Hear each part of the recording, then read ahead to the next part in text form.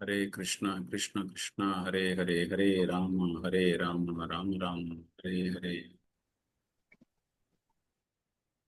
सर्वशास्त्राब्धिपीयूषा सर्वशास्त्र सर्वशास्त्राब्धिपीयूषा सर्ववेदैकषत्फला सर्वसिद्धान्तरत्नाद्या सर्वलोकैकदृक्प्रदा सर्वभागवतप्राणा श्रीमद्भागवतप्रभो कलिद्वन्द्वोदितादित्या श्रीकृष्णपरिवर्तिता परमानन्दपाताय प्रेमवर्षि अक्षरायते शर्वाद सर्वसेव्याय श्रीकृष्णाय नमोऽस्तु मे मद एकबन्धो मत्सङ्गिन् मद्गुरु मन्महादना मन्निष्ठारक मद्भाग्या मद आनन्ता नमोऽस्तु ते असाधु साधुथा दायिन् अतीनो चाता कराः नमुञ्चा कदाचिन्मां प्रेम्ण कृत्कन्तयोस्पुरा हरे कृष्णा कृष्ण कृष्ण हरे हरे हरे ராமா ராம ராமா ஹரே ஹரே. ஹரே கிருஷ்ணா பக்தர்களே, மீண்டும் உங்களை இந்த சாஸ்திரங்கள் சம்பாஷணைகள் நிகழ்ச்சியில் வரவேற்பதில் மகிழ்ச்சி அடைகிறேன். நம்ம இன்னைக்கு ஒரு புது டாபிக் ஒன்று எடுக்க போறோம். அதாவது பிரகலாத் மகாராஜர் அந்த குருகுலத்துல மாணவர்களுக்கு, தன்னுடைய நண்பர்களான மாணவர்களுக்கு, குருகுலத்துல படிச்சுட்டு இருந்த அந்த பசங்களுக்கு அவர் கொடுக்கக்கூடிய போதனைகள் என்ன அப்படிங்கிற ஒரு விஷயத்தை நம்ம தெரிஞ்சுக்க போறோம். அதை பத்தி நம்ம தெரிஞ்சுக்கிறதுக்கு முன்னாடி ஒரு சின்ன முன்னோட்டம், ஒரு ட்ரைலர் மாதிரி, எப்படி இந்த ஒரு சம்பாஷணை பாகவதத்துல இடம்பெறுகிறது, எப்படி ஹிரண்யகசிப்புவை பத்தி மகாராஜ் பரீட்சத்துக்கு சுகதேவ கோஸ்வாமி கூறுகிறார், எதனால இதை பத்தி அவர் சொல்றாரு அப்படிங்கிற ஒரு சில விஷயங்கள் தெரிஞ்சுக்கிட்டு, நரசிங்கதேவ் பகவானுடைய அப்பியரன்ஸ் எல்லாம் எப்படி ஆச்சு அப்படிங்கிற அந்த விஷயம், பரீட்சத் மகாராஜா எப்படி கேட்டாரு, எந்த சூழ்நிலையில் கேட்கப்பட்டது அப்படிங்கறத தெரிஞ்சுட்டு, அதுக்கப்புறமா நம்ம அதனுடைய ஒரு சின்ன ஒரு ட்ரைலர் மாதிரி அந்த போர்ஷன்ஸ் எல்லாம் நம்ம தெரிஞ்சுட்டு, அதுக்கப்புறமாக அந்த குருகுலத்துல எப்படி பிரகலாத் மகாராஜா தன்னுடைய நண்பர்களுக்கு அவர் போதனைகளை எல்லாம் கொடுத்தார் அப்படிங்கறத நம்ம தெரிஞ்சுக்க போறோம். இந்த ஒரு பகுதி ஸ்ரீமத் பாகவத்துல ரொம்ப ஒரு சுவையான ஒரு பகுதி. 7வது ஸ்கந்தம் 7th கேண்டோல வந்திருக்கு. இதுல பரீட்சத் மகாராஜா அவர் கேள்வி கேட்டதுக்கான காரணம் என்ன அப்படின்னா, பரீட்சத் மகாராஜாவுக்கு தெரியும், நம்ம எல்லாருக்குமே தெரியும் இல்லையா, அவர் பல்வேறு வகையான கேள்விகள் எல்லாம் கேட்டுக்கொண்டே வருகிறார். பிரதானமாக 2 கேள்விகள் கேட்டதுக்கு தொடர்ந்து அதன் பிறகு சுகதேவ கோஸ்வாமியோட சம்பாஷணைகள் நடக்கும்போது பல்வேறு வகையான சந்தேகங்கள் எல்லாம் கேட்டுக்கொண்டு வருகிறார். அப்படி இருக்கும் பொழுது அவர் கேட்ட ஒரு கேள்வி, அதாவது பகவான் எதற்காக அரக்கர்களை அவர் கொன்றார்?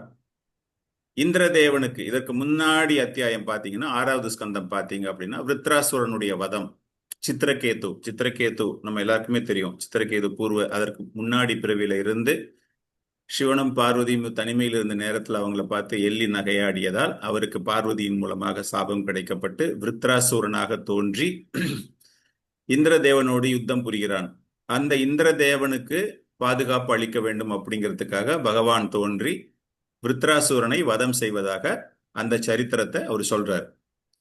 சொல்லிட்டே இருக்கும் பொழுது அவருக்கு ரொம்ப ஒரு மாதிரி ஒரு ஆர்வம் அதிகமாகிறது. எதற்காக ஆர்வம் அதிகமாகிறது அப்படின்னா, பகவான் நடுநிலையாக இருப்பவராச்சே, பகவானுக்கு எதிரிகள் கிடையாது, நண்பர்கள் கிடையாது அப்படின்னே பகவான் சொல்றாரு. அப்படி இருக்கும்போது அந்த பகவான் எதற்காக அரக்க குணம் படைத்தவர்களை அவர் வதம் செய்ய வேண்டும்? அப்படின்னா அவர் ஈஸி ஷோயிங் இம்பார்ஷியாலிட்டி அப்படிங்கிற ஒரு சந்தேகத்தோட அவர் பல்வேறு அரக்கர்களுடைய வதங்களை பற்றி பேசும்பொழுது அந்த கண்டினியூவேஷன்ல இந்த ஹிரண்யகசிபு பத்தியும் அங்க வருது. அது எப்படி வருது அப்படிங்கறத நம்ம தெரிஞ்சுக்க போறோம். சுகதேவ கோஸ்வாமியிடம் பரீட்சத் மகாராஜா என்ன கேட்கிறார் அப்படிங்கிறது தான் ஆரம்பம், நம்ம இன்னைக்கு பார்க்க போற விஷயம். ஸோ இந்த ஸ்லோகம் எல்லாம் உங்களுக்கு அனுப்பியிருக்கேன் நான். ஸ்ரீராஜோவாச்ச ஷமப்ரிய சுக்ருத் பிரம்மன் பூதானாம் பகவான் ஸ்வயம் இந்திரஷ்யே அர்த்தே கதம் தைத்யான் அவதித் விஷமோ யதா. படிக்கிறது படிக்கலாம். हरे कृष्णा प्रभुजी, प्रणाम। श्री राजोवाच समप्रिय सुहृत् ब्रह्मन् भूतानां भगवन् स्वयम् इन्द्रियस्यार्थे कथं दैत्यान् अवतीत् विषमो यथा. Hare Krishna. Hare Krishna Prabhuji. Shri Rajovacha Samapriya Suhrid Brahman Bhutanam Bhagavan Swayam Indrasyarte Kadam Gaityan Avadit Vishamo Yatha. Thank you, Prabhuji. Hare Hare Krishna Krishna. Prabhu. Sri Rajovacha Samaha Priya Sukrut Brahman Bhutanam Bhagavan Swayam Intrasyarte Katam Kaityan Avadit Vishamo Yata. Hare Krishna Prabhu. हरे कृष्णा श्रीराजो उवाच समप्रियसुहृत् ब्रह्मन् भूतानां भगवान् स्वयम् इन्द्रस्यार्ते कदं दैत्यान् अवदीत् विषमो यथा हरे हरे कृष्ण कृष्ण प्रभुजी श्रीराजोवास समप्रिय सुहृत् ब्रह्मन् भूतानां भगवान् स्वयम् इन्द्रस्यार्थे कदं कैत्यान् अवदीत् विषमो यदा thank you Prabhuji Hare Krishna Prabhuji. படிங்க Mataji. Sri Rajovacha Samaha Priya Suhrid Brahman Bhudanam Bhagavan Swayam Indrasyate Kadam Kaityan Abadit Vishama Yata. Hare Krishna. Thank you, Prabhuji. Okay, thank you. So இதில் பரீட்சத் மகாராஜா சுகதேவ கோஸ்வாமியை கேட்ட என்ன கேள்வி, அதாவது இந்த ஸ்லோகத்திலிருந்து என்ன கேட்கிறாரு அப்படின்னா, பகவான் விஷ்ணு, அதாவது நாராயணன், ஸ்ரீகிருஷ்ணா எல்லாருடைய நலம் விரும்பியாக இருக்கும்பொழுது எல்லாரோடும் சரிசமமாக இருக்க வேண்டும், எல்லாரோடும் அன்பு செலுத்த வேண்டும். அப்படி இருக்கும் பொழுது இந்திரதேவனுக்காக எதற்கு அவர் இந்திரதேவனுடைய எதிரிகளை கொல்ல வேண்டும்? எல்லாரோடையும் சமமாக நான் பழகுவேன் அப்படின்னு சொல்றவரு இங்கு பாரபட்சமாக நடந்து கொள்கிறாரே. அப்பன்னா இவர் எதிரிகளை வைத்து கொண்டிருக்கிறார். பகவானுக்கு அப்பன்னா எதிரிகள் இருக்காங்க, இதை என்னால புரிஞ்சுக்கவே முடியலையே அப்படிங்கிற மாதிரி தான் ஆரம்பிக்கிறார். இவர் இந்த மாதிரி ஒரு கேள்வியை கேட்பதற்கு என்ன காரணம் அப்படின்னு நம்ம கொஞ்சம் ஆராய தொடங்கினால், பகவானே சொல்றார் இல்லையா, பகவத்கீதால என்ன சொல்றாரு? சமோஅகம் சர்வபூதேஷு நாமே துவேஷ்டியோ அஷ்தின பிரியகா. நான் யாரை பார்த்தும் பொறாமைப்படுவது கிடையாது, எல்லாரோடும் நான் சரிசமமாக பழகுகிறேன், யாரோடையுமே நான் பாரபட்சம் காண்பிப்பது கிடையாது, எல்லோருமே எனக்கு இணையானவர்கள் அப்படின்னு தான் சொல்லியிருக்காரு பகவத்கீதையில. அப்படி இருக்கும்பொழுது எதற்காக இது போன்று அவர் பாரபட்சம் காண்பிக்க வேண்டும் அப்படிங்கிற விஷயம் எனக்கு தெரியவில்லை. அவர் அரக்கர்களிடம் பொறாமை கொள்கிறார். விருத்ராசுரன் ஒரு அரக்கன், அந்த அரக்கனிடம் அவர் பொறாமை கொள்கிறார். இப்ப நம்மளுக்கு ஒரு பௌதிக கண்ணோட்டத்தோட நம்ம பார்ப்போம் அப்படின்னா, அவன் ஏதோ கொடுமை செய்யறான் இல்லையா, அந்த கொடுமை செய்யும் பொழுது அவனுக்கு தண்டனை தர வேண்டும். காரணம், பகவான் என்ன சொல்றாரு? பரித்ராணாய சாதுனா விநாசாய ச துஷ்கிருதாம் அப்படிங்கிறார் இல்லையா. தர்மத்தை நிலைநாட்டுவதற்காக அப்படிங்கிறதுக்காக நம்ம அந்த ஒரு கண்ணோட்டத்தோட பார்க்கலாம்.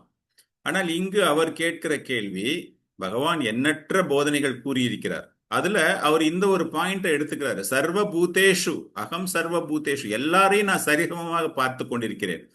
அப்படிங்கும்போது அவர் இந்த இடத்துல சரியாகவே அவர் பார்த்துக்கலையே அப்படின்னு இந்த ஒரு குறிப்பிட்ட இந்த உரையாடல் மூலமாக ஆரம்பித்து அது தொடர்ந்து ஹிரண்யாக்ஷன் ஹிரண்யகஷிபு அதை பத்திலாம் அவங்க பேசிக்கிட்டே போறாங்க. பேசிட்டு போகும்போது ஒரு 3-4 ஸ்லோகத்தை அவர் அதை பத்தி கேட்கிறார். அவர் எனக்கு இதற்கெல்லாம் நீங்க விளக்கம் தர வேண்டும் அப்படிங்கும்போது சுகதேவ கோஸ்வாமி அவர் ஒரு விளக்கம் தரும் பொழுது இதுல ரொம்ப பியூட்டிஃபுல்லான ஒரு விஷயம் என்ன அப்படின்னா, சுகதேவ கோஸ்வாமி உடனே அந்த இடத்துல ஒரு பதில் தரணும் அப்படிங்கிறதுக்காக அவர் என்ன சொல்றாரு அப்படின்னா, பரீட்சத் மகாராஜை பார்த்து, நீ கேட்ட கேள்வி ரொம்ப அற்புதமான ஒரு கேள்வி. இப்ப சந்தேகம் வருது அப்படின்னா, நமக்கெல்லாம் சந்தேகம் வரும்போது பாகவதம் கிளாஸ்ல எல்லாம் உட்காந்துட்டு சந்தேகம் கேட்கும்போது நம்ம என்ன கேட்போம்? சந்தேகம் வேண்டாத ஒரு கேள்வியை ஒண்ணு கேட்டு அதுக்கு சந்தேகம் கேட்போம் இல்லையா.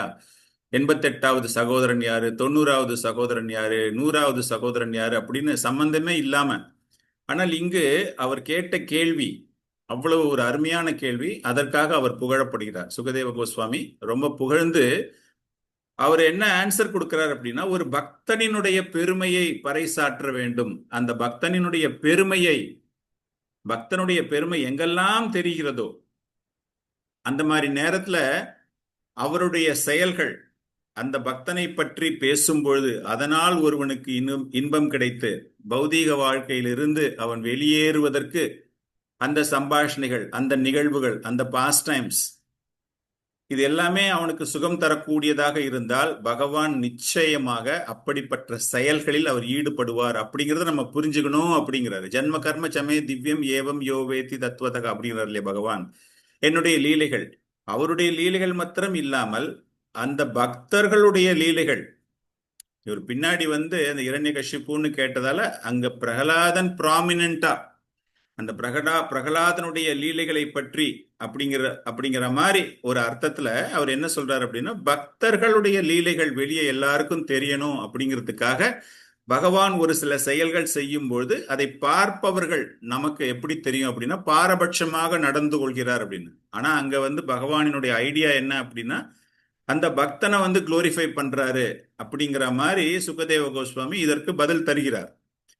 ஆனா அவர் இந்த மாதிரி பதில உடனே அவர் நிறுத்தவே இல்லை. அவர் அந்த இடத்துல அவர் உடனே என்ன பண்றாரு அப்படின்னா, இந்த சம்பாஷணை ஃபுல்லாவே நீங்க பாகவத்துல பாத்தீங்க அப்படின்னாலே நம்ம சொல்றோம் இல்லையா, what is the meaning of parampara system. அந்த பரம்பரையில ஒரு சங்கிலி தொடர் போல நம் ஞானத்தை பெறுகிறோம் அப்படிங்கும்பொழுது இந்த நிகழ்ச்சிகள் எல்லாமே, இந்த ஹிரண்யகசிப்புடைய நிகழ்ச்சிகள், பிரகலாதனுடைய நிகழ்ச்சிகள் எல்லாமே நாரத முனி யுதிஷ்ட மகாராஜாவிற்கு தெரிவித்த அந்த சம்பாஷணைகள். அந்த ராஜசுவ யக்னா அப்போ அவர் ஒரு கேள்வி ஒண்ணு கேட்கிறார். அந்த கேள்விக்கு நாரத முனி பதிலளிக்க கூடிய வகையில் அந்த கேள்விகள் எல்லாமே இங்க பரீட்சித் மகாராஜா கேட்ட கேள்விக்கு பொருந்துகிறது அப்படியே. அதனால சுகதேவ கோஸ்வாமி பதில் கொடுக்கும்போது அவர் எங்கிருந்து ரெஃபரன்ஸ் எடுக்கிறார் அப்படின்னா, நாரத முனி பேசின சம்பாஷணையில இருந்து தான் ரெஃபரன்ஸ் எடுக்கிறார். அவர் ஒரு பரம்பரை, ஒரு பிரமாணம் அப்படின்னு சொல்றோம்ல, ஏதாச்சும் நீ பேசும்போது you should have some evidence. பிரமாணங்கள் தேவை. சாஸ்திரங்கள்ல வந்து நீங்க ஏதாச்சும் ஒரு நாலேஜ் ஒன்று கொடுக்குறீங்க அப்படின்னா it should be somewhere written, evidence இருக்கணும் அதற்கு. ஸோ இங்க சுகதேவ கோஸ்வாமி ரொம்ப கிளீனா அந்த நாரத முனிக்கும் யுதிஷ்டருக்கும் நடைபெற்ற சம்பாஷணையை எடுத்துட்டு வந்து லிங்க் பண்ணி அவர் பதில் சொல்ல போறாரு. பட் இந்த இடத்துல அவர் ஜஸ்ட் ஒரு ஜெனரல் வியூஸ் அவர் சொல்றாரு.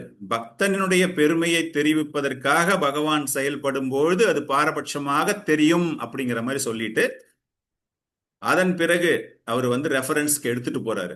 நாரத முனி யுதிஷ்ட மகாராஜாவுக்கு நடந்த ஒரு சம்பாஷணை, ஆல்மோஸ்ட் சேம் கொஸ்டின். எப்படி வந்து பரீட்சித் மகாராஜா வந்து அவருடைய பேரண்ட்ஸ் தானம் தான் வச்சுக்கோங்க. யுதிஷ்ட மகாராஜா அதுக்கு முன்னாடியே இந்த மாதிரி ஒரு கேள்வியை அவர் கேட்கிறார். ராஜசூய யக்னால வந்து நாரத முனி அங்க வர்றாரு, எல்லாருமே வந்திருக்காங்க. வரும்போது அவர் கேட்ட ஒரு கேள்வி, இந்த ஸ்லோகம் உங்களுக்கு அனுப்பியிருக்கேன். ஸ்ரீ யுதிஷ்டோவாச்ச அஹோ அதி அத்புதம் ஹே ஏதாத் துர்லப ஏகாந்தினம் அபி வாசுதேவே பரே தத்வே பிராப்திஷ்சைத்யஸ்ய வித்விஷஹ. படிக்கலாம். हरे कृष्ण प्रभुजी. श्री युधिष्ठिरो उवाच अहो अदि अद्भुतं हि एतत् दुर्लभैकान्तिनामपि वासुदेवे परे तत्त्वे प्राप्तिश्चैत्यस्य विद्विषः. थैंक यू प्रभुजी. हरे कृष्ण. श्री युधिष्ठिरो उवाच अहो अदि अद्भुतं हि एतत् दुर्लभैकान्तिनाम् अपि वासुदेवे परे तत्त्वे प्राप्तिश्चैत्यस्य विद्विषः. हरे कृष्ण. अगो श्री युधिष्ठिर उवाच अगो अदि अद्भुतं हि एतत् दुर्लभकान्तिनाम् अपि वासुदेव परे तत्त्वे प्राप्तिश्चैत्यस्य विद्विषः. हरे कृष्ण. श्रीयुधिष्ठिर उवाच अहो अदि अद्भुतं हि एतत् दुर्लभैकान्तिनाम् अपि वासुदेवे परे तत्त्वे प्राप्तिश्चैत्यस्य विद्विषः. हरे कृष्ण प्रभुजी. श्री युधिष्ठिर उवाच अहो अदि अद्भुतं हि एतत् दुर्लभैकान्तिनाम् अपि वासुदेव परे तत्त्वे प्राप्तिश्चैत्यस्य विद्विषः. थैंक यू प्रभुजी. हरे कृष्ण प्रभुजी. श्री युधिष्ठिर उवाच अहो अदि अद्भुतं हि एतत् दुर्लभैकान्तिनाम् अपि वासुदेवे परे तत्त्वे प्राप्तिश्चैत्यस्य विद्विषः. हरे कृष्ण प्रभु. Thank you. हरे कृष्ण. श्री युधिष्ठिर उवाच अहो अदि अद्भुतं हि एतत् दुर्लभैकान्तिनाम् अपि वासुदेव परे तत्त्वे प्राप्ति दैत्यस्य विद्विषः। हरे कृष्ण। थैंक यू प्रभु जी। ஹரே கிருஷ்ணா. ஸோ இங்க யுதிஷ்ட மகாராஜா கேட்கிற கேள்வி, யுதிஷ்ட உவாச்ச அஹோ அதி அத்புதம் ஹே ஏதத். இது ரொம்ப ஆச்சரியமாகவும், ஆச்சரியம் என்ன இந்த விஷயத்துல அப்படின்னா, சிசுபாலன் எப்படி அவனுக்கு சாயுஜ்ய முக்தி கிடைத்தது, அதாவது பகவானோடு ஐக்கியமாகி விடுகிறான் சிசுபாலன். அந்த சிசுபாலன் பரம எதிரி, பகவானுக்கு பரம எதிரி, நம்பர் 1 எதிரி அவன். பகவானை ஒரு விஷமாக பார்த்து கொண்டிருக்கக்கூடியவன். அவனுக்கு இந்த சாயுஜ்ய முக்தி எப்படி கிடைத்தது? நிறைய ஆன்மீகவாதிகள், மிகச்சிறந்த ஆன்மீகவாதிகளுக்கு கிடைக்காத ஒரு பாக்கியம் இவனுக்கு கிடைத்தது எப்படி? எப்படி இந்த எதிரியை பகவான் ஏற்றுக்கொண்டார் அப்படிங்கிற மாதிரி தான் இந்த ஸ்லோகத்துல அவர் கேட்கிறார். கேட்டுட்டு அதுக்கப்புறமா கேட்கிறார், யுதிஷ்ட மகாராஜா எனக்கு இது கொஞ்சம் கூட புரியவே இல்லை.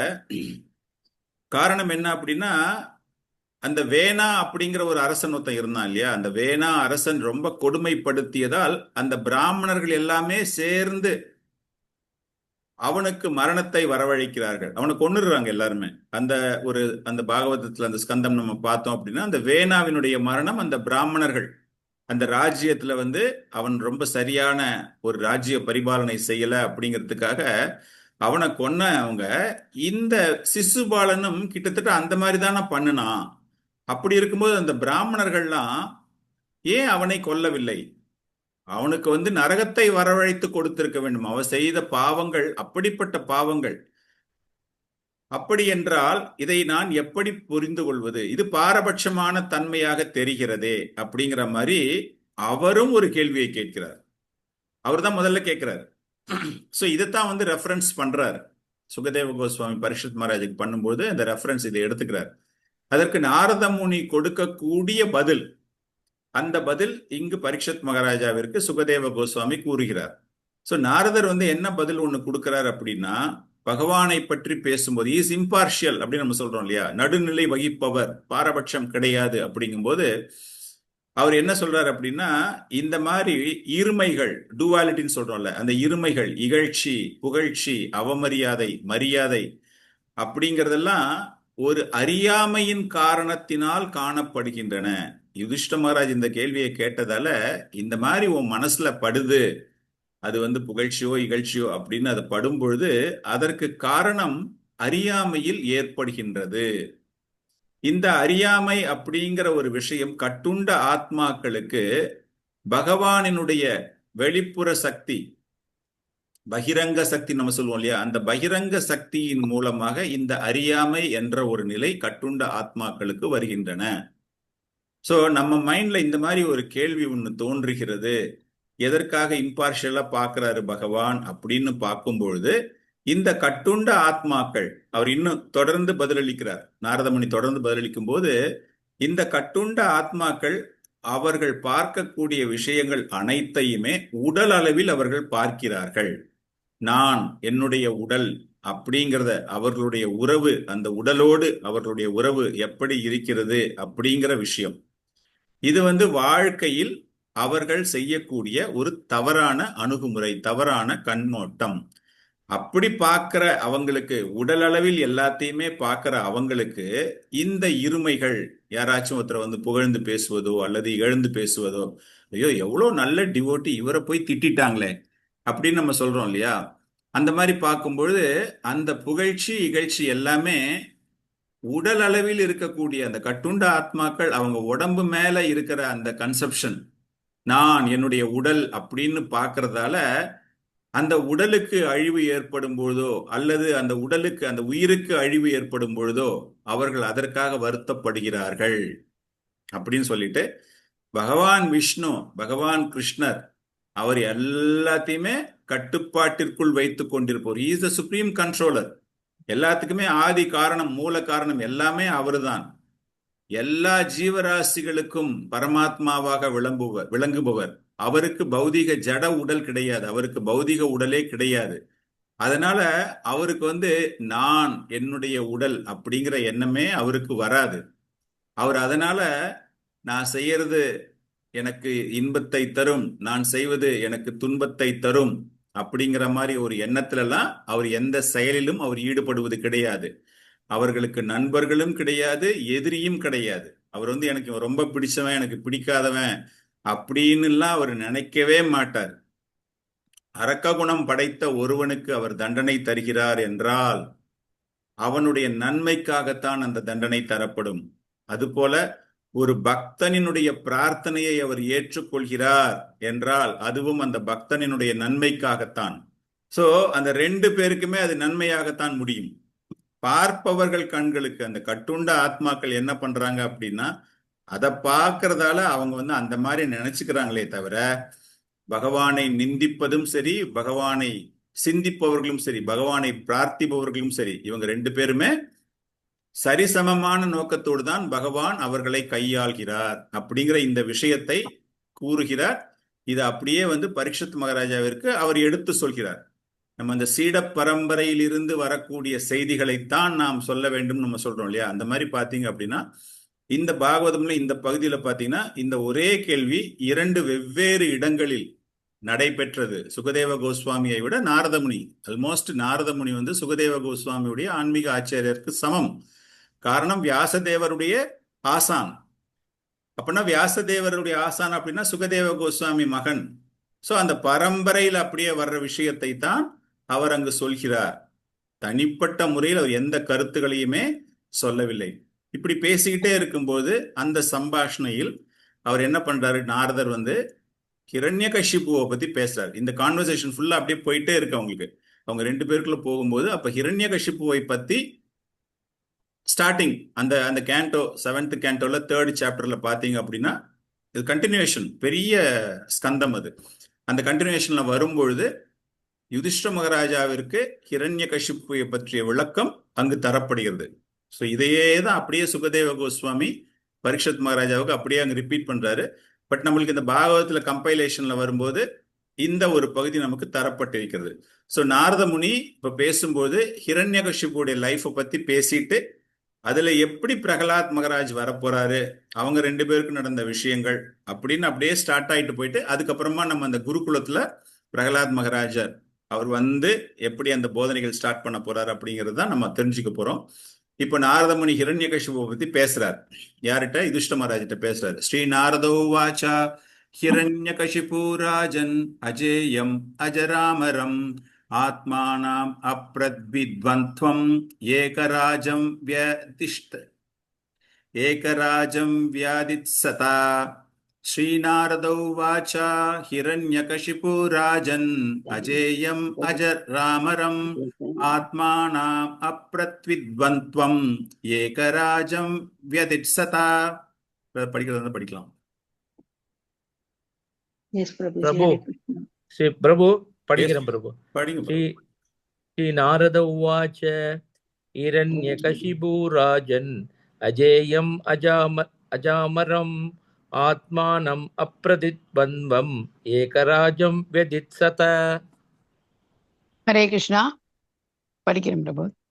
ஸ்ரீநாரத உவாச்ச ஹிரண்யகசிபு ராஜன் அஜேயம் அஜாமரம் ஆத்மானம் அப்ரதித்வந்த்வம் ஏகராஜம் வியதித்சத. ஹரே கிருஷ்ணா. நன்றி பிரபுஜி. हरे कृष्णा. श्री नारद उवाच हिरण्यकशिपु राजन् अजेयम् अजामरम् आत्मानम् अप्रदित्वन्तम् एकराजं वियतित्सद. हरे कृष्णा. श्री नारद उवाच हिरण्यकशिपु राजन् असोयन् अजामरम् आत्मनम् अप्रदित्वम् ஏகராஜம் விதித்சத. ஹரே கிருஷ்ணா. हरे कृष्णा प्रभुजी. श्री नारद उवाच हिरण्यकशिपु राजन् अजेयम् अजामरम् आत्मानम् अप्रदित्वन्वम् ஏகராஜம் வியதித்சத. Thank you प्रभुजी. हरे कृष्णा. श्री नारद उवाच हिरण्यकशिपु राजन् अजेयम् अजामरम् आत्मानम् अप्रदित्वन्वम् ஏகராஜம் வியதித்சத. ஏகராஜம் வியதித் சத. ஹரே கிருஷ்ணா. தேங்க்யூ. ஹரே கிருஷ்ணா. ஸோ நாரத முனி வந்து இப்போ ஆரம்பிக்கிறார். ஸ்டார்டிங் ஹிரண்யகசிபு பத்தி பேசும்போது எப்படி ஹிரண்யகசிபு ஆரம்பத்தில் இந்த 3 உலகத்தையும் தான் கையாள வேண்டும், அது என்னுடைய கட்டுப்பாட்டில் இருக்க வேண்டும் அப்படிங்கிறதுக்காக தன்னுடைய உடலை வருத்தி கொண்டு எப்படி அனிமா சித்தி லகிமா சித்தின்னு சொல்லுவோம் இல்லையா, அந்த மாதிரி ரொம்ப தீவிரமான யோக பயிற்சிகள் செய்து அவர் எப்படி அந்த பிரம்மதேவனிடமிருந்து அந்த வரம் வாங்குகிறார். எல்லாம் இந்த பிரபஞ்சம் எல்லாத்தையுமே, பிரம்மலோகம் உட்பட இந்த பிரபஞ்சம் எல்லாத்தையுமே தன்னுடைய கட்டுப்பாட்டில் வைத்திருக்க வேண்டும். காரணம் என்ன அப்படின்னா, நமக்கு எல்லாமே அந்த கதை தெரியும். ஹிரண்யாக்ஷனை கொன்றதால ஹிரண்யகசிபு அவருடைய சகோதரர் பழி வாங்க வேண்டும், விஷ்ணுவை பழி வாங்க வேண்டும், நாராயணரை பழி வாங்க வேண்டும் அப்படிங்கிறதுக்காக, அதற்கு அவருக்கு அதிக அளவில் ஆற்றல் சக்திகள் தேவைப்படுது அப்படிங்கிறதுக்காக அந்த கடுமையான ஒரு தவம் இருக்கார் அப்படின்னு அந்த ஒரு ஸ்டோரி எல்லாமே அவர் சொல்ல ஆரம்பிக்கிறார். சொல்ல ஆரம்பிச்சுட்டே வரும்போது பல்வேறு விஷயங்களை அவர் கூறிக்கொண்டு வருகிறார். எப்படி வந்து பிரம்மதேவனிடமிருந்து அவருக்கு அந்த வரம் கிடைக்கிறது, எப்படி வந்து அவருக்கு எல்லா விதமான ஐஸ்வர்யங்கள், அரக்கர்களுக்கு என்னென்னலாம் ஐஸ்வர்யங்கள் வரணுமோ எல்லாமே அவருக்கு கிடைக்குது அப்படிங்கிற ஒரு விஷயம் வந்துட்டு, அதற்கப்புறமாக அந்த மகன்களை பற்றி பேசுகிறார். ஹிரண்யகசிபுக்கு வந்து 4 மகன்கள். அதுல வந்து பிரதானமான மகன் அப்படின்னு யாரு அப்படின்னா பிரகலாதர். சோ அந்த பிரகலாதரை பத்தி அவர் இங்க சொல்ல போறார். பிரகலாதர் அப்படின்னாலே என்னது? பிரகலாதர் என்றாலே ஒரு ஆனந்தம், திவ்யம், ஆன்மீகம் உடையவர்கள். அவருடைய மற்ற 3 மகன்களுமே கிட்டத்தட்ட அரக்க குணம் இல்லாமல் நல்ல குணம் படைத்தவர்கள் தான். அவங்கள பத்தி நமக்கு அதிக அளவில் வந்து நமக்கு எங்கேயுமே பாகவத்துல குறிப்புகள் கிடையாது. ஆனால் அந்த 4 மகன்கள்ல ஒவ்வொருத்தர் பேர் என்னன்னா சம்ஹலதா, பிரகலாதா அப்படிங்கிற மாதிரி சம்லதா, இல்லைன்னா ஷம்ரதா அப்படின்னு கூட சொல்லுவாங்க அவருடைய பேரை. அதே போல அனுஹ்லதா, அனு, பிரகலாதா, அனுலாதா, அதே மாதிரி ஹ்லாதா, பிரகலாதா மாதிரி ஹ்லாதா. ஸோ இந்த 4 பெயர்கள், அதுல வந்து ரொம்ப ரொம்ப பிரதானமானவர் பிரகலாத மகாராஜர். அவர் சிறப்பு வாய்ந்தவர், ஆன்மீக குணங்கள் எல்லாமே இருக்கு அப்படின்னு அவரை பத்தி எல்லாமே சொல்லி முடிச்சுட்டு, அவர்கிட்ட இருக்கிற ஸ்பெஷல் குவாலிட்டிஸ் என்ன அப்படிங்கிற விஷயத்தை நாரத முனி யுதிஷ்ட மகாராஜாவிற்கு கூறுகிறார். பிராமண்ய சில சம்பன்னஹ சத்யசந்தோ ஜிதேந்திரியஹ ஆத்மவத் சர்வபூதானாம் ஏக பிரிய சுகிருத்தமஹ. இது அவருடைய குவாலிட்டிஸ். அதை படிக்கிறதா படிக்கலாம். பிரம்மண்ய சீல சம்பன்னஹ சத்யசந்தோ ஜிதேந்திரியஹ ஆத்மவத் சர்வபூதானாம் ஏக பிரிய சுகிருத்தம. இந்த ஸ்லோகத்துல நாரத முனி பிரகலாத மகாராஜாவுடைய குணங்கள், அவருடைய குணங்கள் எப்படின்னா, ஒரு தகுதி வாய்ந்த பிராமணர், முழுமையான கலாச்சாரம் உடைய ஒரு தகுதி வாய்ந்த பிராமணருக்கு உடைய அனைத்து விதமான சிறப்பு குண அம்சங்களும், பரம்பொருள் என்ன அப்படிங்கிறத நிச்சயமாக தெரிந்து கொள்ளக்கூடிய அளவிற்கு அந்த பிராமணர்கள் தகுதி வாய்ந்த பிராமணர்கள் போல அந்த குணங்கள் பிரகலாத மகாராஜாவிற்கு இருப்பதாக கூறுகிறார். பிரகலாத மகாராஜாவுடைய வயசு அவ்வளவு சிறிய வயது. அப்படின்னா அவருக்கு வந்து எந்த அளவிற்கு அந்த ஒரு தகுதிகள் அவர் பெறப்பட்டிருக்கிறது அப்படிங்கிற ஒரு பெருமையை இங்கு நாரத முனி கூறுகிறார். அதே போல அவர் வந்து முழுமையான ஒரு கட்டுப்பாடு, தன்னுடைய இந்திரியங்களையும் தன்னுடைய மனதையும் முழுமையாக கட்டுப்பாட்டோடு வைத்துக் கொண்டிருக்கிறார். எப்படி பரமாத்மா அப்படி நம்ம சொல்றோமோ, அந்த பரமாத்மா எல்லா ஜீவராசிகளிடமும் அன்பாக இருக்கிறார், எந்த விதமான பாரபட்சமும் இன்றி இருக்கிறார். நம்ம ஆரம்பத்துல பார்த்தோம் இல்லையா பாரபட்சம் அப்படின்னு, அந்த மாதிரி பாரபட்சம்லாம் எதுவுமே கிடையாம அனைவருக்குமே நெருங்கிய நண்பர்களாக, நெருங்கிய நண்பனாக பகவான் எப்படி இருக்கிறாரோ அந்த குணங்களும் இந்த பிரகலாத மகாராஜாவிடம் இருக்கிறது. யாருக்கெல்லாம் மரியாதை கொடுக்க வேண்டிய நிலையில் யாரெல்லாம் இருக்கிறார்களோ அவர்களுக்கு ஒரு சாதாரண பணியால் போல பணி செய்யக்கூடிய ஒரு தன்மை பிரகலாத் மகாராஜாவிடம் இருக்கிறது. அதே போல மிகவும் ஏழ்மை நிலையில் இருக்கக்கூடியவர்களுக்கு ஒரு தகப்பனார் ஸ்தானத்தில் அவர்களுக்கு உதவி செய்ய வேண்டும், அவங்கள வந்து பார்த்துக்கணும், அவங்கள கவுன்சில் பண்ணணும், அவங்களுக்கு வந்து புத்திமதி சொல்லணும் அப்படிங்கிற மாதிரி அந்த சின்ன வயசா இருந்தா கூட ரொம்பவும் ஏழ்மையான நிலையில் இருக்காங்க. ஏழ்மை என்றால் அறிவில் ஏழ்மையாக இருப்பவர்கள், அந்த மாதிரி ஒரு அர்த்தம். அவங்களுக்கு வந்து ஒரு ஆசான், ஒரு தகப்பனார் ஸ்தானத்தில் அதே போல அவருக்கு இணையாக இருக்கக்கூடியவர்கள் யாராச்சும் இருந்தாங்க அப்படின்னா அவர்களிடம் அவருடைய அணுகுமுறை ரொம்ப ஒரு அனுதாபமாக, பாவம்னு அப்படி கிடையாது, ஈக்குவல் ட்ரீட்மெண்ட், அந்த ஒரு லெவல்ல அவங்கள பார்க்கக்கூடியது. அவருடைய ஆசிரியர், அவருடைய ஆன்மீக ஆச்சாரியர்கள், ஆன்மீகத்தில் சிறந்தவர்கள், அந்த மாதிரி யாரெல்லாம் இருக்காங்களோ அவங்க எல்லாரையுமே வந்து பகவானுக்கு இணையாக பார்க்கக்கூடிய தன்மைகள். ஸோ அந்த குணங்கள் எல்லாமே பரீட்சத் மகாராஜா, பிரகலாத் மகாராஜாவுடைய அந்த குணங்களை நம்ம வந்து பார்த்தோம் அப்படின்னா எப்படிப்பட்ட ஒரு குணங்கள் அவருக்கு இருக்கு. அதே போல அவருக்கு வந்து ஒரு வேண்டாத ஆடம்பரமோ இல்லது ஒரு அங்கீகாரமோ அல்லது ஒரு ஆணவமோ எதுவுமே கிடையாது அப்படின்னு. அவர் வந்து is born with silver spoon சொல்லுவாங்க இல்லையா, பிறக்கும் போதே தங்கத்தில், அந்த மாதிரி அவருடைய பிறப்பு அப்படிப்பட்ட ஒரு பிறப்பு. அவருக்கு வந்து எல்லா ஐஸ்வர்யங்களுமே, பகவானுக்கு வந்து எப்படி நம்ம 6 ஐஸ்வர்யங்கள் சொல்றோமோ அந்த 6 ஐஸ்வர்யங்களுமே அவருக்கு பொருந்தக்கூடிய அளவில் அவருடைய தன்மைகள் இருந்தாலும் அவர்கிட்ட வந்து எந்த விதமான ஒரு ஆணவமுமே கிடையாது. சொல்லிட்டு இதெல்லாம் தான் ஒரு வைஷ்ணவர்களுக்கு தேவையான ஒரு குணங்கள் அப்படின்னு யுதிஷ்ட மகாராஜாவுக்கு சொல்றாரு. அவர் சொல்லும் போதே அந்த அந்த ஒரு சார்ட் ஆஃப் அன் எஜுகேஷன், அதை கேட்கிறவங்களுக்கு வந்து ஒரு வைஷ்ணவர் அப்படின்னா எப்படி இருக்கணும், ஒரு வைஷ்ணவன் என்றாலே அவன் ஒரு பிராமணன், பிராமணனை விட வைஷ்ணவன் உயர்ந்தவன், அந்த பிராமண குணங்கள் எல்லாமே இருக்கின்றன. இப்போ பிராமணர்களுக்கான ஒரு குணங்கள் என்ன அப்படின்னு பகவத்கீதையில் நம்ம பார்த்துருக்கோம் இல்லையா, சமோ தமஷ் தபஸ் சௌச்சம் சாந்திர் ஆர்ஜவம் ஏவச்ச ஞானம் விஜானம் ஆஸ்திக்யம் பிரம்ம கர்ம ஸ்வபாவஜம் சொல்றார் இல்லையா. அமைதியாக இருக்க வேண்டும், சுய கட்டுப்பாட்டோடு இருக்க வேண்டும், தவத்தோடு இருக்க வேண்டும், தூய்மையோடு இருக்க வேண்டும், அனைத்தையும் பொறுத்து கொள்ள வேண்டும், நேர்மை இருக்க வேண்டும், புத்திசாலித்தனம் இருக்க வேண்டும், சமய கோட்பாடுகளை பின்பற்றுபவனாக இருக்க வேண்டும். இதெல்லாமே வந்து ஒரு பிராமணனுக்கான ஒரு தகுதிகள். இதெல்லாமே வச்சுட்டு அதுக்கு மேல வைஷ்ணவர்களாக இருக்கிறாங்க அப்படின்னா அவர்கள் நித்திய சேவகர்களாக இருக்கிறார்கள் பகவானுக்கு. சோ ஒரு வைஷ்ணவனுடைய உடலில், அதாவது வைஷ்ணவனுடைய மனதில், குணத்தில் இதெல்லாமே பை டிஃபால்ட் இதெல்லாமே இருக்கும்.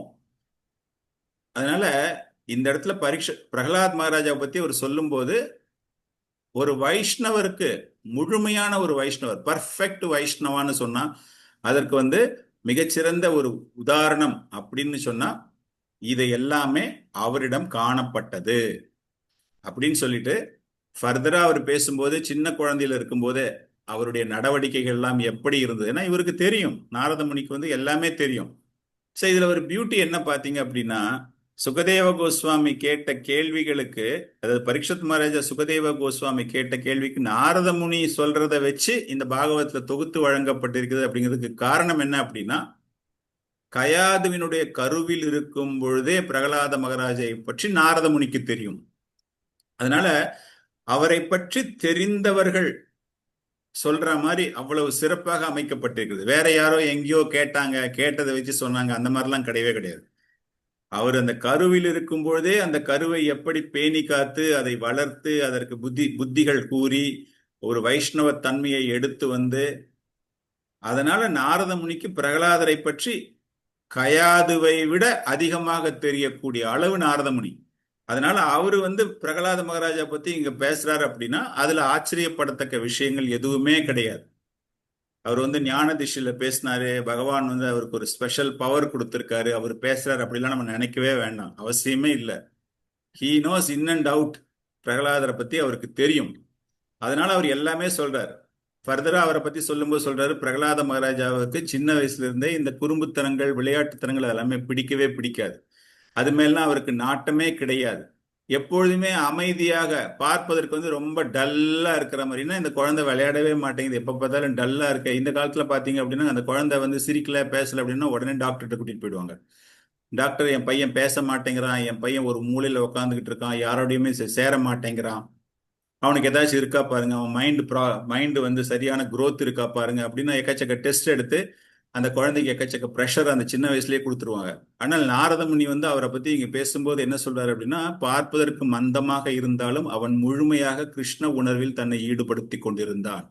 அந்த சின்ன வயசுல இருந்தே அந்த கிருஷ்ண உணர்வு, கிருஷ்ண பக்தி, இதெல்லாம் நம்ம ஏன் இங்க வந்து பேசுறோம் அப்படின்னா, பின்னாடி இவருக்கு அந்த தகுதிகள் இருக்கா அப்படின்னு நம்ம எஸ்டாப்ளிஷ் பண்றோம் இல்லையா? சின்ன வயசு பையன், இந்த சின்ன வயசு பையன் வந்து அவனுடைய ஈக்குவல் ஏஜ் பசங்களுக்கு வந்து போதனை கொடுக்குறான்னு சொல்றாங்களே, அப்படின்னா என்ன, அவனுக்கு எப்படி அந்த மாதிரி வந்தது?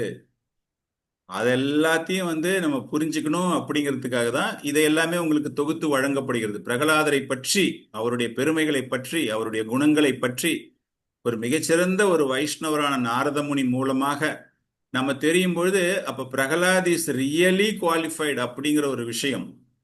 நாளைக்கு வந்து நம்ம இதை பத்தி வேற யார்கிட்ட போய் பேச போறோம் இல்லையா? அவங்களுக்கு நம்ம சொல்லும் பொழுது அவங்க இந்த மாதிரி சந்தேகங்கள்லாம் கேட்கறாங்க அப்படின்னா நமக்கு சொல்றதுக்கு நமக்கு அந்த நாலேஜ் இருக்கணும், பிரகலாத் மகாராஜ் பத்தி சொல்றதுக்கு. ஸோ அந்த சின்ன வயசுல இருந்தே அமைதியாக இருந்தாலும் அவர் முழுமையாக கிருஷ்ண உணர்விலே இருந்தார். பகவான் எப்பொழுதுமே அந்த கிருஷ்ணா கான்சியஸ்னஸ்ல தான் இருக்கும். காரணம் என்ன அப்படின்னா, அந்த கிருஷ்ண உணர்வில் உன்னுடைய மனம் இருக்கும் பொழுது உன்னுடைய உலகை சுற்றி என்ன நடந்து கொண்டிருக்கிறதோ அதை பற்றி உனக்கு தெரிய வராது.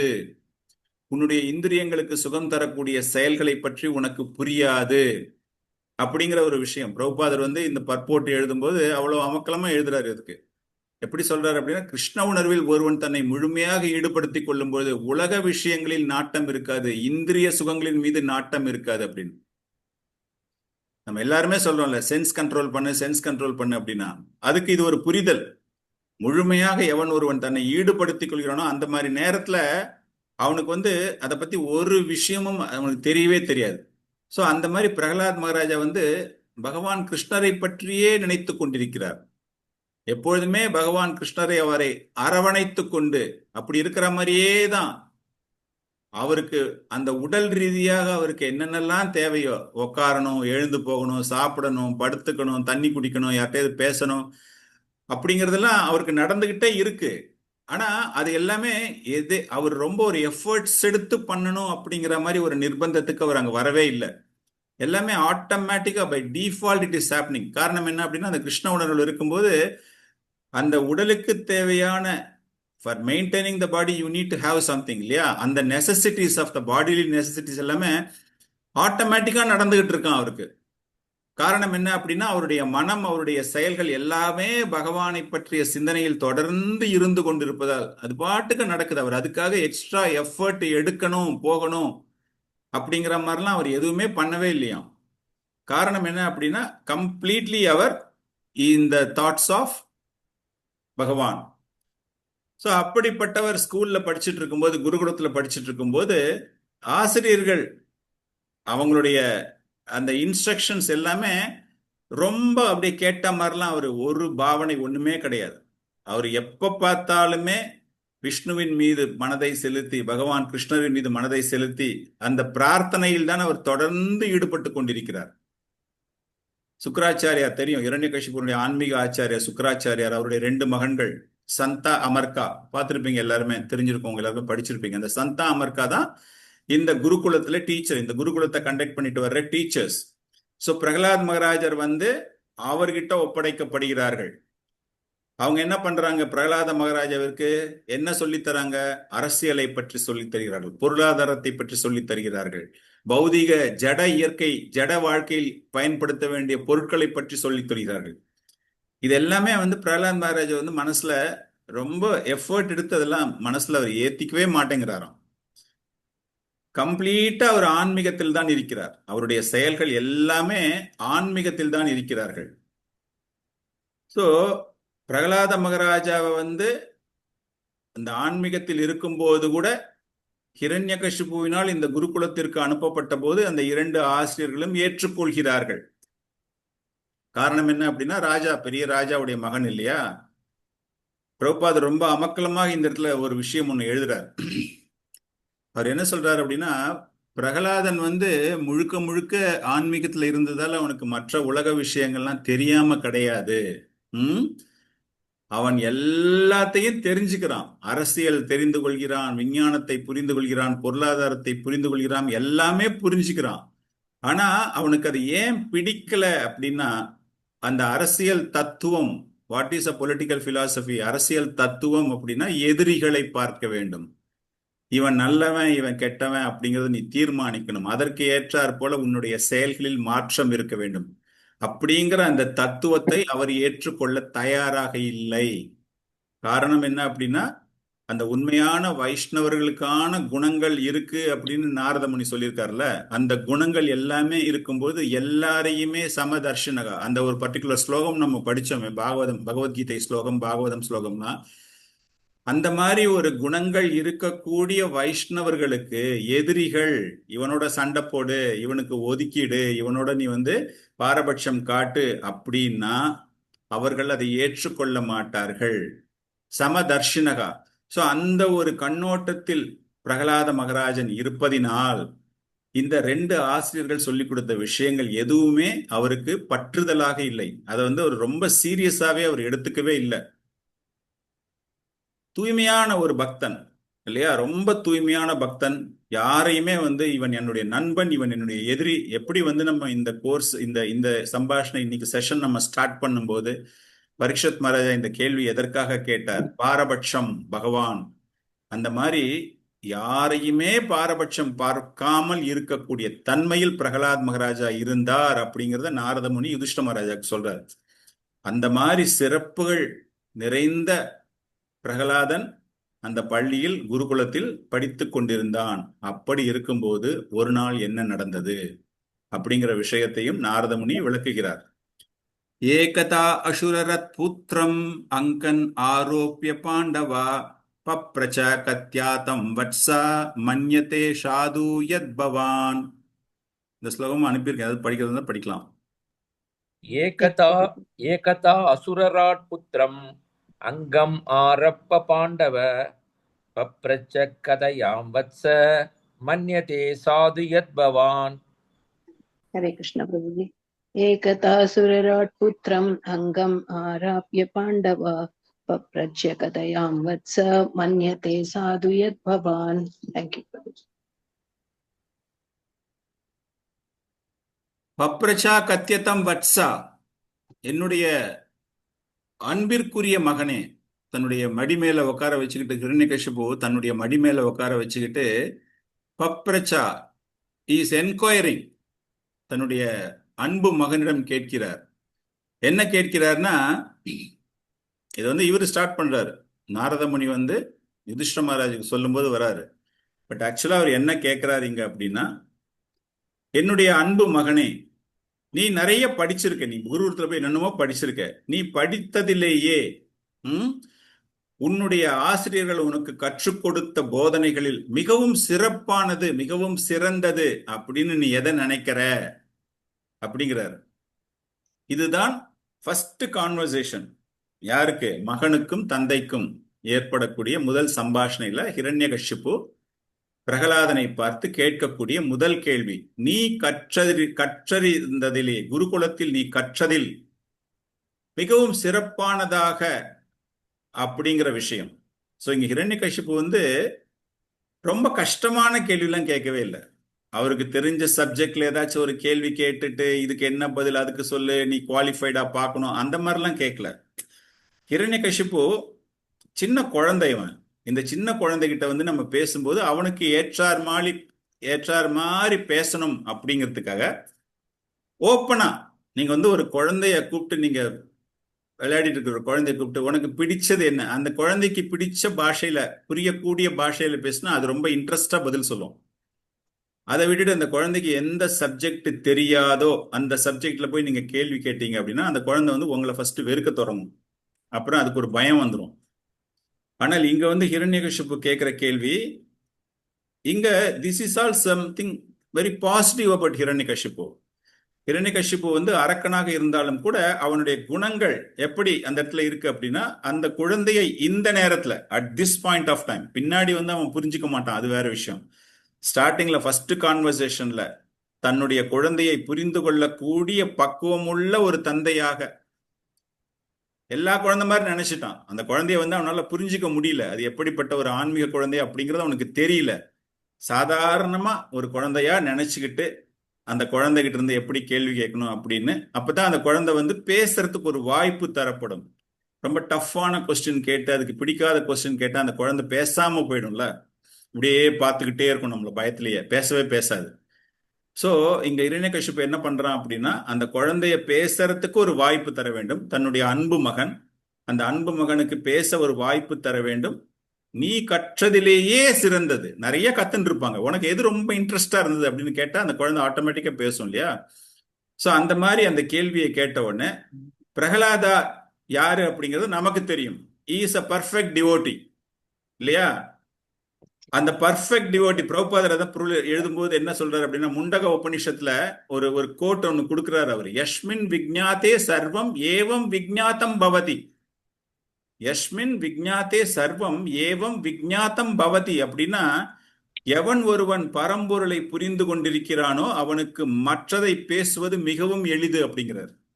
ஸோ இந்த இடத்துல பிரகலாத் மகாராஜாவை வந்து தே ஆர் குளோரிஃபைங். என்ன வேணா நீ பேசுற அப்படின்னு அவனுடைய புரியாத தனம், தந்தைக்கு வந்து மகனை பற்றிய சிறப்பு தெரியாததால அவன் ஒரு சாதாரண மகனாக பார்த்து இந்த கேள்வியை அவன் கேட்டிருக்கான். அந்த ஒரு சாதாரண கண்ணோட்டத்தோட பார்க்கும்போது அந்த கேள்வி ஒரு சிறந்த கேள்வியாக தோன்றும். Okay, is very very affectionate, very compassionate அந்த கேள்வியை கேட்கிறான் அப்படின்னு. ஆனா ஆச்சாரியர்கள் எழுதும்போது என்ன எழுதுறாங்க அப்படின்னா, இந்த பிரகலாத மகாராஜன் சாதாரணமான ஆள் கிடையாது. அவனுக்கு வந்து பரம்பொருளை பற்றி முழுமையாக தெரியும். அதனால அவனுக்கு எந்த கேள்வி கேட்டாலும் அவனால பதில் சொல்ல முடியும். யஸ்மின் விஜ்ஞாத்தே சர்வம் ஏவம் விஜ்ஞாத்தம் பவதி. Is master of all subjects. அப்படி இருந்தாலும் பிரகலாத மகாராஜன் என்ன பதில் சொல்ல போறார் அப்படின்னா, தன்னுடைய தந்தையை பார்த்து பிரகலாத் மகாராஜா பதில் கூறுகிறார். அந்த கேள்வி கேட்டதுக்கு பிரகலாத் மகாராஜா இப்போ பதில் சொல்கிறார்.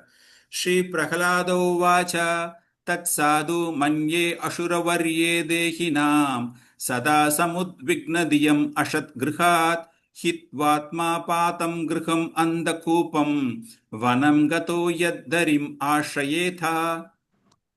படிக்கிறீங்களா? ஸ்ரீ பிரகலாத உவாச்ச தத் சாது மன்யே சுரதே வர்ய தேகினாம் சதா சமுத்விக்னதியாம் அசத் கிரகாத் இத்வாத்மபாதம் கிரகம் அந்த கூபம் வனம் கதோ யத்தரிம் ஆஸ்ரயேத. हरे कृष्ण प्रभुजी। श्री प्रहलाद उवाच तत्साधु मन्ये सुरद वर्यदेहिनां सदा समुद्विग्नधियाम् असत्ग्रहात् हित्वात्मपादं गृहम् अन्धकूपं वनं कदो यद्धरिम् आश्रयेत. Thank you, Prabhu. Hare Krishna. So பிரகலாதன் இதற்கு பதில் சொல்லும் போது சொல்றார், அசுரர்களில் சிறந்தவனே, அசுரர்களினுடைய அரசனே. யாரு? தன்னுடைய தந்தையை பார்த்து பேசும்போது அவரை புகழ்ந்து பேசுகிறார். நான் கற்றதில் எங்கிருந்து கற்றுக்கிட்டேன்? என்னுடைய ஆன்மீக ஆசானிடமிருந்து நான் கற்றதில், தற்காலிகமான உடலை எவன் ஒருவன் வைத்திருக்கிறானோ, தற்காலிக இல்லற வாழ்க்கையில் எவன் ஒருவன் இருக்கிறானோ, அவன் எப்படிப்பட்டவன் என்றால், நீரில்லாத கிணற்றில் இருளில் தவித்துக் கொண்டிருப்பவன் போல. அந்த தவிப்பில இருந்து ஒருத்தன் வெளியே வரணும் என்றால் அவன் வனம் என்று சொல்லும்போது அவர் என்ன சொல்றாருன்னா, குறிப்பாக விருந்தாவனத்தில் கிருஷ்ண உணர்வு அதிகமாக உள்ள அந்த விருந்தாவனத்தில் எவன் ஒருவன் இருக்கிறானோ அவனுக்கு அந்த வாழ்க்கையினுடைய பதட்டம் என்பதே இருக்காது. அவனுக்கு அந்த பதட்டமான நிலையில் இருந்து விடுதலை கிடைக்கின்றது. அவர் கேட்ட கேள்வி, நீ கத்துக்கிட்டதுலயே பெஸ்ட் எதுன்னு கேட்டார்ல, அவர் ஜெனரலா கேட்டாரு. ஹிரண்யகசிபு கேட்ட கேள்வி என்ன? ஸ்கூல்ல நடத்தின பாடத்தை பத்தி எல்லாம் கேட்கல. ஓகே, அன்னைக்கு அந்த சப்ஜெக்ட்ல இந்த பாடம் நடத்தினாலே அப்படிலாம் கேட்கல. நீ இதுவரைக்கும் கத்துக்கிட்டதுல எது பெஸ்ட் அப்படின்னு கேட்கும்போது அவர் என்ன சொல்றாரு? நான் கத்துக்கிட்டதுல என்னுடைய ஆன்மீக ஆசான் யாரு? நாரத முனி கிட்ட இருந்து கத்துக்கிட்டது, கருவில் இருக்கும்போது கத்துக்கொண்டது. இந்த ஸ்கூல்ல வந்து அவங்க சொல்லிக் கொடுக்கல, இந்த போதனை வந்து அவர்களுக்கு சொல்லிக் கொடுக்கவில்லை. இதுவரை நான் கற்றது என்ன அப்படிங்கறத அவர் சொல்லும் பொழுது, இந்த பதட்டமான நிலை, இந்த பௌதீக வாழ்க்கை பதட்டமான நிலையில் தண்ணீர் இல்லாத இருளில் ஒரு கிணற்றில் மிதப்பதற்கு சமம். அதுல இருந்து அந்த பதட்டத்திலிருந்து ஒருவன் வர வேண்டும் என்றால் கிருஷ்ண உணர்வு நிறைந்துள்ள வனமான விருந்தாவனத்திற்கு எவன் ஒருவன் செல்கிறானோ அவனுக்கு இந்த பதட்டத்தில் இருந்து விடுதலை கிடைக்கிறது. அதுதான் நான் கத்துக்கிட்டதுலயே பெஸ்ட் அப்படிங்கிறார். இந்த பதில் சொன்ன உடனே ஹிரண்யகசிபு என்ன பண்ணியிருப்பான் அப்படிங்கிற விஷயத்தை யுதிஷ்ட மகாராஜா நாரதருக்கு விளக்குகிறார். நாரதருக்கு விளக்கும் போது நாரதர் வந்து யுதிஷ்ட மகாராஜாவுக்கு விளக்குகிறார். இங்கேயும் வந்து ஹிரண்யகசிப்பு வந்து எந்த மாதிரி ஒரு மனநிலையில் அவன் இருக்கிறான் அப்படிங்கிறதுக்கு ஒரு அருமையான ஒரு ஸ்லோகம் இது. ஜாகாச புத்தீர் பாலானாம் வித்யதே பரபுத்திபி. ஹிரண்யகசிப்பு உடனே சொன்ன பதில் என்னன்னா, ஜாகாச புத்தின், சிரிச்சுக்கிட்டே சொல்றாராம். தன்னுடைய மகன் இந்த மாதிரி ஒரு பதில் சொன்ன உடனே ஒரு சிரிப்பு, ஒரு ஏளனமான ஒரு சிரிப்பு சிரிச்சுட்டு சொல்றானா அவன், நீ சின்ன குழந்தைடா, சின்ன குழந்தைங்களுடைய புத்திசாலித்தனத்தை என்னுடைய எதிரிகள் கெடுத்திருக்கிறார்கள். அப்படின்னா இந்த மாதிரி ஆன்மீகத்தை பற்றி பேசக்கூடியவர்கள் ஒரு வைஷ்ணவர்களால தான் இந்த மாதிரிலாம் பேச முடியும்ல. இவன் கத்துக்கிட்டு இருக்கான் அப்படிங்கிற இந்த ஒரு விஷயம் வந்து ஹையஸ்ட் பிலாசபி, ரொம்ப பெரிய ஒரு பிலாசபியை வந்து அந்த குழந்தை ரொம்ப எளிமையாக பேசியிருக்கிறான். அந்த தகப்பனான ஹிரண்யகசிப்பு கோவமே படலை. இந்த நேரத்துல வந்து ஃபர்ஸ்ட் அக்கேஷன்ல வந்து அவனுக்கு கோவமே வரல ஹிரண்யகசிப்புவுக்கு. ரொம்பவும் சிரிச்சுக்கிட்டே அவன் சொல்றான், என்னுடைய எதிரிகளினால் உன்னுடைய மனம் பாழடிக்கப்பட்டிருக்கிறது, உன்னுடைய புத்திசாலித்தனம் பாழடிக்கப்பட்டிருக்கிறது. காரணம் என்ன அப்படின்னா, அவன் ஒரு அரக்கன், அவனுக்கு எதிரி அப்படின்னா விஷ்ணுவினுடைய பக்தர்கள் எல்லாருமே அவனுக்கு எதிரிகள் தான். கிருஷ்ணர் எல்லாமே அவனுக்கு பிடிக்காதவர்கள். பகவான் சொல்றார் இல்லையா, சர்வதர்மான் பரித்தச்ச மாமேகம் சரணம் பிரஜா அப்படின்னா அது பிடிக்காது. எதற்காக அவனிடம் நான் சரணடைய வேண்டும், எதற்காக மற்றவர்கள் அவனிடம் சரணடைய வேண்டும்? சோ அந்த அரக்க குணம் உடையவன். பகவத்கீதையில பகவான் சொல்றாருல, நாமாம் துஷ்கிருத்தனோ மூதா பிரபத்கந்தே நராதமகா. புத்திசாலித்தனம் மற்றவர்கள், முட்டாள்கள், மனித குலத்திலேயே மிகவும் கீழ்நிலையில் இருக்கக்கூடியவர்கள், மாயையினால் கவரப்பட்டிருப்பவர்கள், மாயையினால் திருடப்பட்டிருப்பவர்கள். எப்பொழுதுமே அவங்களுக்கு வந்து எப்படி அப்படின்னா, அந்த பகவானை பற்றி, கடவுளை பற்றிய சிந்தனையே இல்லாதவர்கள். அவங்கெல்லாம் நிச்சயமாக என்னிடம் சரணடைய மாட்டார்கள், என்னை பற்றி தெரிந்து கொள்ள விரும்ப மாட்டார்கள். இந்த இடத்துல ஹிரண்யகசிப்பு அந்த மாதிரி ஒரு அசுர பாவத்தில் இருக்கிறான். ஹிரண்யகசிப்பு அப்படின்னா அசுர பாவத்தினுடைய ஒரு பிரதிநிதி அந்த ஹிரண்யகசிப்பு. அதனாலதான் அவன் வந்து மனித குலத்திலேயே மிகவும் கீழ்நிலையில் இருப்பவனாக பார்க்கப்படுகிறான். உனக்கு வந்து எவ்வளவு செல்வங்கள் எவ்வளவு வேணாலும் இருக்கலாம், இருந்தாலும் அந்த மாதிரி ஒரு நிலையில இருக்கும் பொழுது மிகவும் கீழ்நிலையில் இருப்பவன். சோ இந்த கேள்வியை கேட்ட உடனே அவன் என்ன சொல்றான், அவங்கிட்ட இருக்கிற யார் அங்க நிக்கிறது பக்கத்துல, வா இங்க உடனே அப்படிங்கிறான். ஓடி வந்தோடனே காவலாளிகள் எல்லாம் ஓடி வராங்க, அவனுடைய அசிஸ்டன்ஸ் எல்லாம் ஓடி வந்துட்டு, நான் சொல்றதை நல்லா கவனமா கேட்டுக்கோங்க, அந்த குருகுலத்திற்கு முழுமையான பாதுகாப்பை நீங்கள் தாருங்கள். என்னுடைய மகனின் புத்திசாலித்தனம் வேறு யாராலும் மாற்றக்கூடாது. So first instruction of Hiranyakashipu, அந்த குருகுலத்திற்கு நீங்க உடனே பாதுகாப்பு கொடுக்க வேண்டும். குறிப்பாக நாரதர் வந்து எல்லா இடத்துக்கும் எப்போனாலும் போயிட்டே இருப்பார்ல, அது ஹிரண்யகசிப்பு ரொம்ப நல்லா தெரியும். குறிப்பாக என்னுடைய மகன் தங்கக்கூடிய இடத்திற்கு அந்த நாரதரை போன்ற வைஷ்ணவர்களும் சொல்லல, நாரதர் போன்றவர்களை அவன் பார்க்கக்கூடாது, அந்த பக்கம் நெருங்கக்கூடாது, அவங்களுடைய போதனைகளை என்னுடைய மகன் பெறக்கூடாது. சோ கிருஷ்ண உணர்வை பற்றி பரப்புபவர்களுக்கு எந்த அளவுக்கு ஒரு கொடுமையான எதிர்ப்பு அப்படிங்கிற விஷயம் ஹிரண்யகசிப்பு காலத்துல இருந்தே ஆரம்பிச்சாச்சு. அதனால இப்ப வந்து புதுசா நம்ம ஏதோ பாக்குறோம், இன்னைக்கு வந்து கலியுகத்துல வந்து இந்த மாதிரி நடக்குது அப்படின்னா அது ஒரு பெரிய அதிசயத்தக்க விஷயங்களே கிடையாது. கிருஷ்ணரை பற்றி நீங்க பேசுறீங்க அப்படின்னாலே உடனே அது மேல வெறுப்பு காண்பிப்பதற்கு சமுதாயம் அதிக அளவில் இருக்கிறது. பிரபுபாதர் இந்த பொருளுரை எழுதும் போது அவர் என்ன சொல்றாரு அப்படின்னா, நம்ம இந்த மாதிரி வெளி உலகில் செல்லும் பொழுது முடிந்தவரை நாம் வைஷ்ணவர்கள் என்பதை காண்பிக்காமல், மற்றவர்களுடைய பகையை சம்பாதித்து கொள்ளாமல் நம்மை நாம் பாதுகாத்து கொள்ள வேண்டும் அப்படின்னு சொல்லிட்டு, என்ன இருந்தாலும் வைஷ்ணவர்கள் அவர்களுடைய போதனைகளை தொடர்ந்து செய்து கொண்டுதான் இருப்பார்கள் அப்படின்னு. இப்ப நம்ம குடும்பத்திலேயே பார்த்தோம் அப்படின்னா, இஸ்கான் அப்படிங்கிறது நிறைய பேருக்கு பிடிக்காம இருக்கலாம். கணவன் இஸ்கான்ல இருப்பாரு, மனைவிக்கு பிடிக்காது, இல்லைன்னா மனைவி இஸ்கான்ல இருப்பாங்க, கணவனுக்கு பிடிக்காது. They are not favourable to Krishna consciousness. இல்ல, தவறான கருத்துக்களை கூறுவார்கள். ஓ இஸ்கானா, பணம் புடுங்குவாங்க, நிறைய பணம் கேட்டுக்கிட்டே இருப்பாங்க, அந்த மாதிரிலாம் பேசுறவங்க நான் நிறைய பேர் நான் பார்த்திருக்கேன். நான் they are all not favourable. So அவர்களே நமக்கு எதிரிகள். ஸோ இந்த ஒரு இதுக்கு பொருளுரையில் வந்து ரொம்ப சிறப்பாக பிரபுபாதர் எழுதுறார். அந்த மாதிரி எழுதிட்டு கிருஷ்ண பக்திக்காக அந்த வைஷ்ணவர்களே நெருங்கக்கூடாது, குருகுலத்துல வந்து என் பையன் தங்குற இடத்துல யாருமே வரக்கூடாது அப்படிங்கிற ஒரு கட்டளை தான் ஹிரண்யகசிப்பு முதலில் கொடுத்த கட்டளை. உடனே எல்லாம் கூப்பிட்டுட்டு அவனை கூப்பிடுறாரு, பிரகலாதரை கூப்பிடுறாரு, கூட்டி ஸ்கூல்ல விடுங்க, இவனை ஜாக்கிரதையா கொடுங்க அப்படின்ட்டு ஸ்கூல்ல எடுத்துன்னு போய் சந்தா அமர்காவை கூட்டின்னு போயிட்டு கொடுக்குறாங்க. சந்தா அமர்காவுக்கு பயங்கர டென்ஷன் இப்போ இல்லையா? ஏன்னா பையன் வந்து இந்த மாதிரி போயிட்டு எதையோ சொல்லிட்டான் அவங்க அப்பா கிட்ட. அவங்க அப்பா யாரு அப்படிங்கிறது ரொம்ப நல்லா தெரியும். அவர்கள் பிரகலாதனிடம் கேட்கிறார்கள். பிரகலாதனிடம் கேட்கும்போது அவர்கள் என்ன கேட்கிறார்கள் அப்படிங்கிற விஷயத்தை நம்ம அடுத்த வாரம் பார்க்க போறோம். அப்பா கிட்ட பேசியாச்சு. நான் தெரிந்து கொண்டதிலேயே மிகவும் சிறப்பான விஷயம் என்ன அப்படிங்கிறத அவர் சொல்லிட்டாரு. ஹிரண்யகசிப்பு கோவப்படாம அதையெல்லாம் ஏத்துக்கிட்டு இதை இன்னும் வளர விடக்கூடாது அப்படிங்கிறதுக்காக அவர் எடுத்த ஃபர்ஸ்ட் ஸ்டெப்ஸ் பிரகலாதனுக்கும் வைஷ்ணவர்களுக்கும் உள்ள தொடர்பை துண்டித்து விட வேண்டும். அவனை யாருமே மீட் பண்ணவே கூடாது, எந்த வைஷ்ணவர்களோடும் சென்று அவன் கலக்கக்கூடாது, அவன் தங்கும் இடத்திற்கு பாதுகாப்பு அதிகப்படுத்த வேண்டும் அப்படிங்கிற மாதிரி ஒரு கட்டளையை கொடுத்த பிறகு அவனை எடுத்துட்டு போய் திரும்பவும் குருகுலத்துல விடுறாங்க. அந்த சந்தா அமர்கா பயங்கர டென்ஷன்ல இருக்காங்க.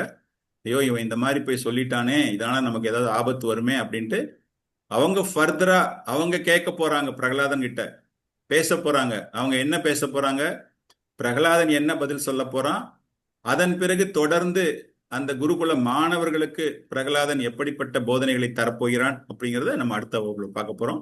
சோ இதோட we are stopping for this session. Hare Krishna. Hare Krishna. Hare Krishna. இந்த 75.5ல